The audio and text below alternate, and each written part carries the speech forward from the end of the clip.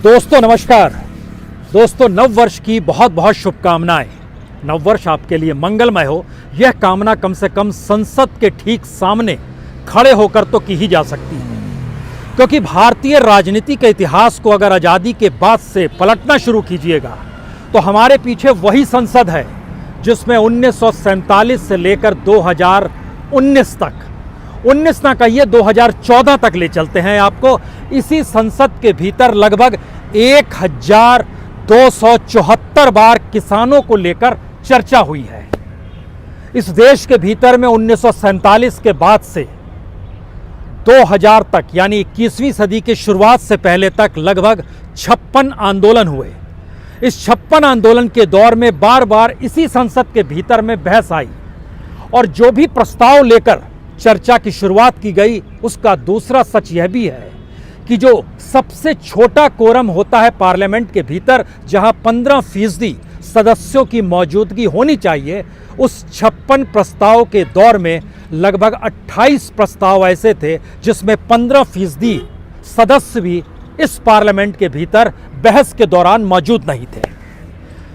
आपके जहन में आ सकता है क्या वाकई ऐसी स्थिति है जहां पर संसद की कोई रुचि इस देश के किसानों को लेकर नहीं है? और इस देश में आज़ादी के बाद से जब पहली बार 1 महीने से ज़्यादा दिल्ली के चारों तरफ किसान बैठे हुए हैं, इन किसानों का सच क्या ये है कि पार्लियामेंट मौजूदा वक्त में इसलिए पोस्टपोन कर दी गई कि दरअसल किसानों पर बहस ना करनी पड़े। इसी पार्लियामेंट के भीतर किसानों को लेकर जो कानून बनाया गया उस पर दोबारा से चर्चा ना करनी पड़े, एक दबाव आ जाएगा। हमें लगता है कि आज एक ऐसी जगह पर हम खड़े हैं जहां पर एक राजनीतिक इतिहास पन्नों में नहीं बल्कि दस्तावेजों में कैद है। अगर इधर पार्लियामेंट है तो दूसरी तरफ आप देखिए, यहां पर नॉर्थ ब्लॉक और साउथ ब्लॉक। यहां पर बहुत बार बाबू जगजीवन राम, जिस समय वो कृषि मंत्री हुआ करते थे, उस वक्त भी वो यहां प्रधानमंत्री कार्यालय में पहुंचते थे जो साउथ ब्लॉक में ही मौजूद है। कृषि भवन से यहां तक की दूरी तकरीबन 2 किलोमीटर की, और अक्सर जगजीवन राम पैदल ही निकल कर आ जाते थे। वो दौर भारत में हरित क्रांति का था और उस वक्त जगजीवन राम जी ने एक सवाल उठाया था, जिन प्रदेशों में हरित क्रांति होगी वह प्रदेश इस देश को कम से कम अनाज तो दे पाएंगे, लेकिन क्या आने वाले वक्त में हमारी व्यवस्था ऐसी बन पाएगी जिस व्यवस्था के तहत जो किसान पीढ़ियों से इस देश को अनाज देते आया है, हरित क्रांति के बाद हम उस जमीन की उर्वरा को, उस जमीन के नीचे भूजल को और खेती में लगने वाली लागत से ज़्यादा मूल्य दे पाएंगे क्या? ये प्रस्ताव कोई सोचिए आज का नहीं है, हम आपसे 60 के दशक का जिक्र कर रहे हैं। और उसके बाद वही प्रस्ताव वहाँ से निकलकर नेहरू जी के दौर में, उसी के बाद लाल बहादुर शास्त्री के दौर में, उसी के बाद इंदिरा गांधी के दौर में इसी पार्लियामेंट में उस पर चर्चा होती है। इस देश के भीतर में संवैधानिक तौर पर यह बार बार कहा गया कि कृषि इकोनॉमी, कृषि अर्थव्यवस्था पूरे तरीके से राज्यों के मातहत ही दे दी जाए। लेकिन हमें लगता है इतिहास के पुराने पन्नों को पलटते हुए आप तुरंत नई स्थिति में आ जाइए जिस वक्त मनमोहन सिंह की सरकार थी और इस देश के कृषि मंत्री शरद पवार हुआ करते थे। उस वक्त एक ऐसी स्थिति आई कि करोड़ों रुपए का गेहूं बाहर से मंगाकर एफसीआई के गोडाउन्स में न सिर्फ रखना पड़ा बल्कि इस देश के व्यापारियों ने भी सस्ते में अनाज खरीदा और उसको महंगे में एफसीआई को बेचा। यानी घपले घोटाले की परिस्थिति 21वीं सदी भी किसानों को ठगने के नाम पर हुई है। और यही से ये सवाल निकलता है, क्या मौजूदा वक्त में एक ऐसा सफर भारत ने जब इस देश की अर्थव्यवस्था के मातहत एग्रीकल्चर को लेकर तय किया तो आज यह स्थिति आ गई कि किसी भी हालत में पार्लियामेंट किसान के मुद्दों पर बैठने को तैयार नहीं है। इस देश के प्रधानमंत्री किसानों से सीधे संवाद करने की स्थिति में नहीं है। इस देश के कृषि मंत्री छोटे छोटे गुटों से संबोधित करते हुए इस बात का जिक्र करने लगे हैं कि हाँ, इस देश का किसान तो चाहता है कि हम जो करते हैं वह ठीक होता है। तो फिर उसके बाद लौट चलिए अब अतीत के उन 3 पन्नों में, जिसमें एक जिक्र महात्मा गांधी का है, दूसरा जिक्र इस देश के पहले राष्ट्रपति राजेंद्र प्रसाद का है और तीसरा जिक्र इस देश के उस वक्त के गृह मंत्री सरदार पटेल का है। तीनों ने अपने अपने दौर में इस देश के भीतर में किसानी को लेकर जो 3 सवाल सबसे बड़े खड़े किए थे, वह सीधे सवाल मौजूदा वक्त में आकर ठहर जाते हैं। और शायद इस सच को देखने की स्थिति में मौजूदा देश के प्रधानमंत्री नरेंद्र मोदी भी नहीं होंगे, कृषि मंत्री नरेंद्र सिंह तोमर भी नहीं होंगे। और बार बार जो किसानों को बुला के बातचीत की जा रही है और उसमें 2-3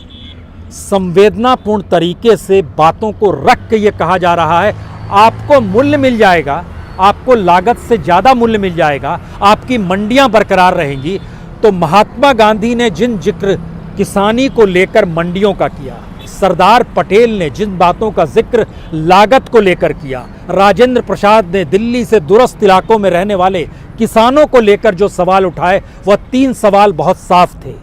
क्या इस देश में चतुर्थ श्रेणी के सरकारी कर्मचारियों की आय जिस लिहाज से बढ़ती है, क्या किसानों की आय उस लिहाज से बढ़ाने की स्थिति में हम आ पाएंगे?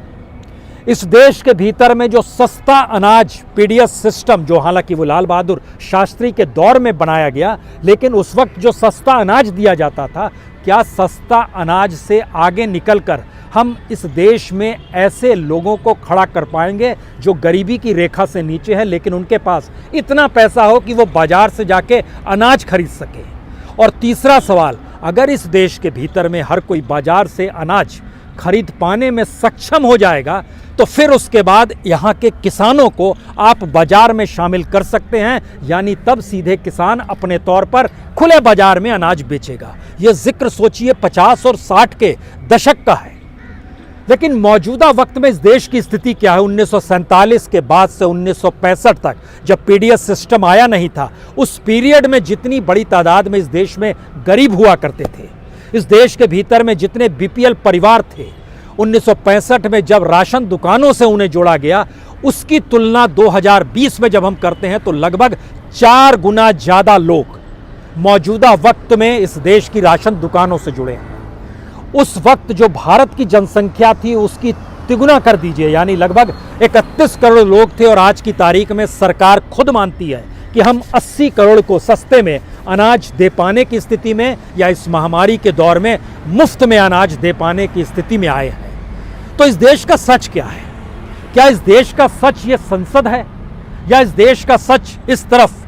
जो नॉर्थ ब्लॉक और साउथ ब्लॉक है और उन दोनों के बीच से गलियारा निकलकर जो पीछे की तरफ जाता है राष्ट्रपति भवन है, क्या वो है सच? या इस देश का सच ये है कि इस देश में रहने वाले लोग, उनकी जरूरतें संविधान में दर्ज जो उनके हक हैं, महात्मा गांधी ने जिन बातों को जोर जबरदस्ती के साथ प्रियम्बल्स में शामिल कराया और इस बात का जिक्र किया, ये संविधान कहीं ऐसा ना लगने लगे कि ये कागज का पुलिंदा है जिसमें सत्ता जैसे मन चाहे वैसे करे। इसीलिए पहला ड्राफ्ट महात्मा गांधी ने राजेंद्र प्रसाद को ये कहकर लौटाया था कि इसमें कहीं गरीबों के हक का जिक्र होना चाहिए। भरोसा जब पहले भाषण में राजेंद्र प्रसाद राष्ट्रपति बने, उसके बाद जो पहला भाषण था, उन्होंने क्या जिक्र किया था? उन्होंने बताया था बस्तर के लोग हों, बुंदेलखंड के लोग हों, पलामू के लोग हों, इस देश में गरीब से गरीब शख्स क्यों ना हो, संविधान में उसकी जगह निर्धारित की गई है। जो पहला भाषण अपने तौर पर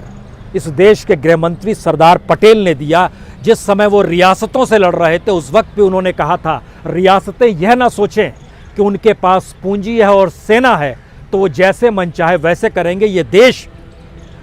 गरीब गुरबों से बना है, यह देश यहाँ के नागरिकों से बना है, हमें उसको जोड़ना होगा। और वह इस देश में मौजूदा वक्त में, देश जब आज़ाद हुआ है तो नेहरू की अगुवाई में जो राष्ट्रीय सरकार बनी है, जिसमें सारे राजनीतिक दलों के नेता मंत्री बनाए गए हैं, उनके साथ खड़ी होगी।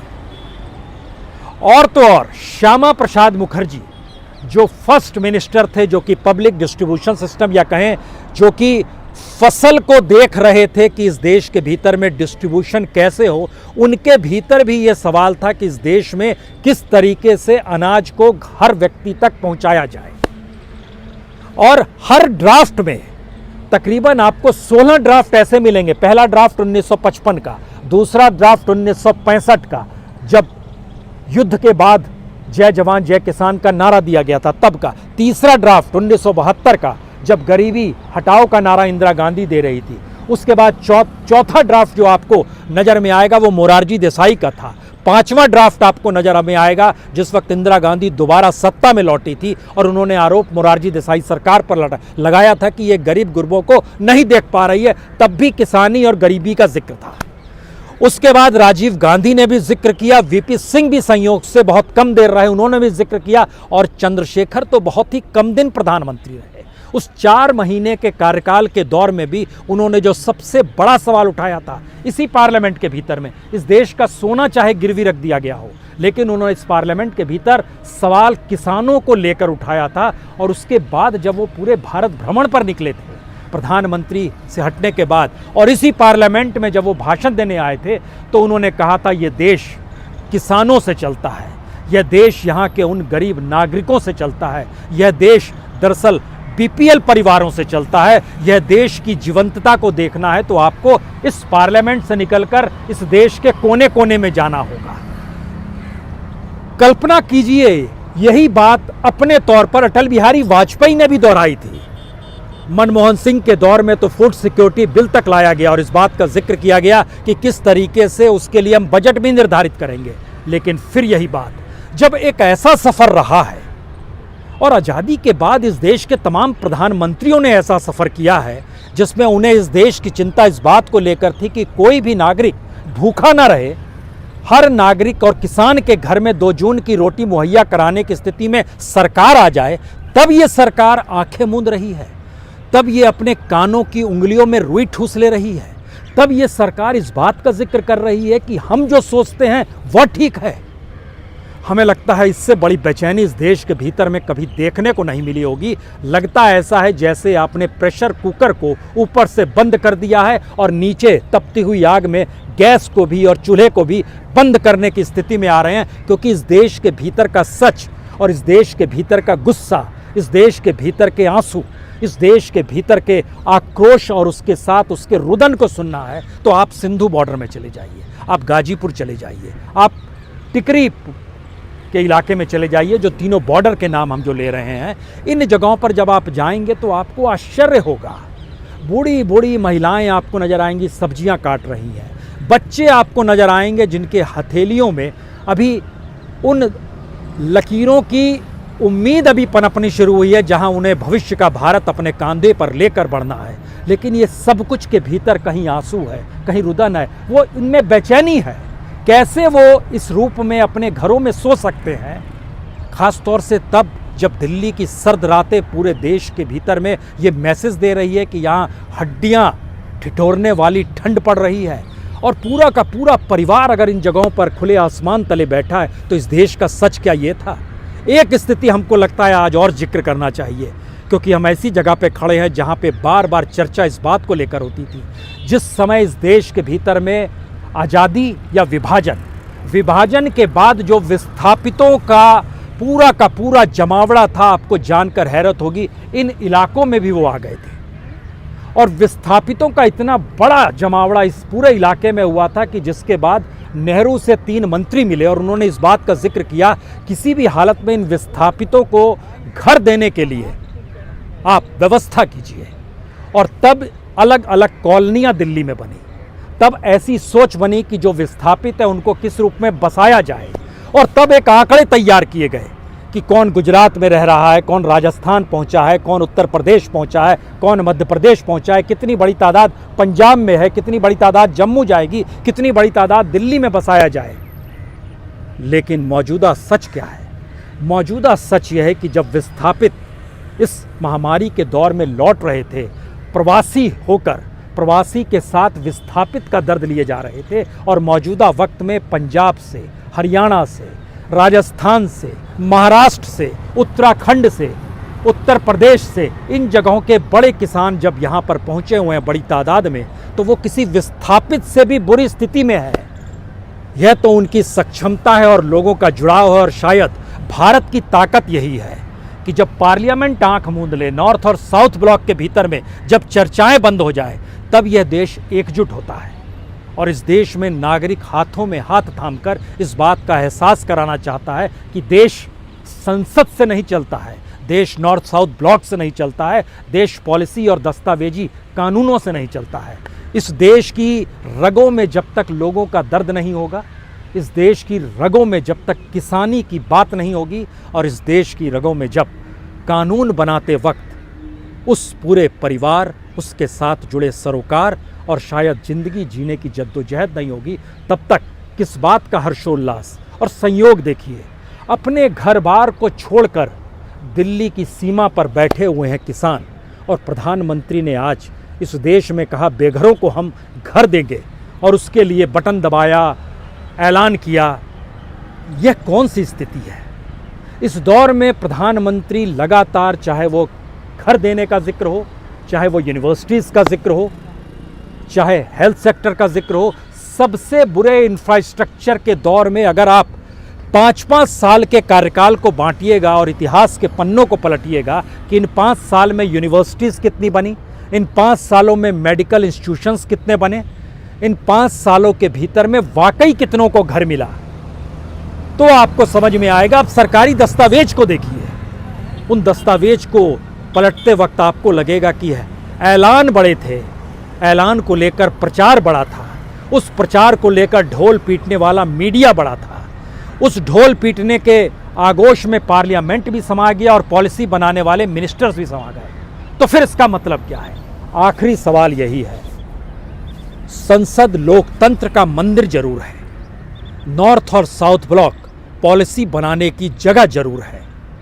लेकिन कोई भी देश सिर्फ दस्तावेजी तरीके से नहीं चलता है, कोई भी देश सिर्फ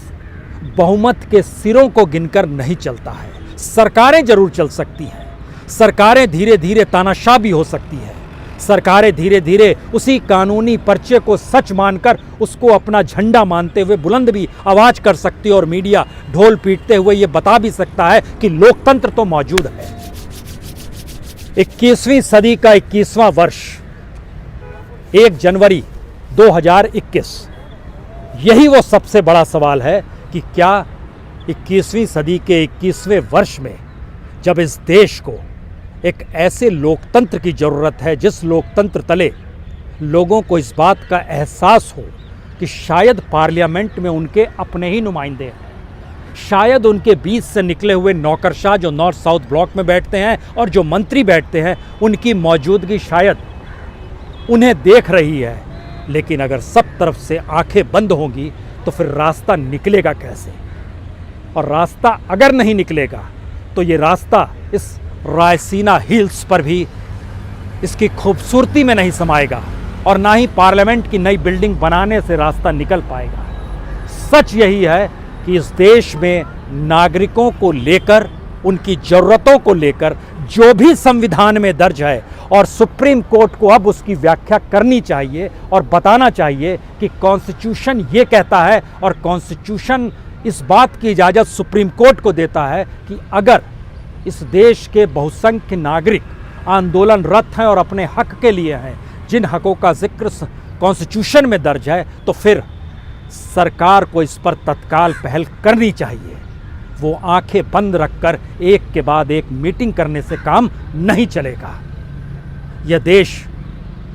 आंदोलन में जब भी रहा, सड़क पर रहा, चाहे वो जलियांवाला बाग याद कर लीजिए, चाहे उससे पहले की स्थिति को इस देश में देख लीजिए। महात्मा गांधी के हर ऐलान के साथ यह देश सड़क पर ही आता था। आज़ादी के बाद भी ऐसी स्थिति आ जाएगी जहां विदेशी आर्किटेक्ट द्वारा बना हुआ ये पूरा का पूरा इलाका और लुटियंस की दिल्ली में लगेगा ऐसा कि इसके भीतर लोग जो बैठे हैं वो ब्रिटिश सत्ता से भी क्रूर है क्या? सच तो यही हो चला है। इंतजार किया जाए या देखा जाए और परखा जाए कि वक्त बीतने के साथ परिस्थितियां वाकई बदलेंगी। हमें लगता है बदलेगी। इंतजार कीजिए, क्योंकि यह आंदोलन सिर्फ आंदोलन नहीं है। किसानों का ये आंदोलन आने वाले वक्त में भारत की राजनीतिक व्यवस्था को परिवर्तन करने की दिशा में बढ़ चुका है, क्योंकि पहली बार इस देश में विपक्ष में कोई राजनीतिक दल नहीं है। जनता ही विपक्ष के तौर पर अपनी मौजूदगी का एहसास करा रही है, और जनता अगर सड़क पर होगी तो बड़े पार्लियामेंट की क्या हैसियत होगी ये आप समझ सकते हैं, और वह कितने दिन बाद धूमिल हो जाएगा यह भी आप समझ सकते हैं। बहुत बहुत शुक्रिया, बहुत बहुत शुक्रिया। मुंबई, महाराष्ट्र और देश की तमाम खबरों को देखने के लिए आपका न्यूज़ को सब्सक्राइब कीजिए, लाइक कीजिए और बेल आइकॉन का बटन दबाना ना भूलें।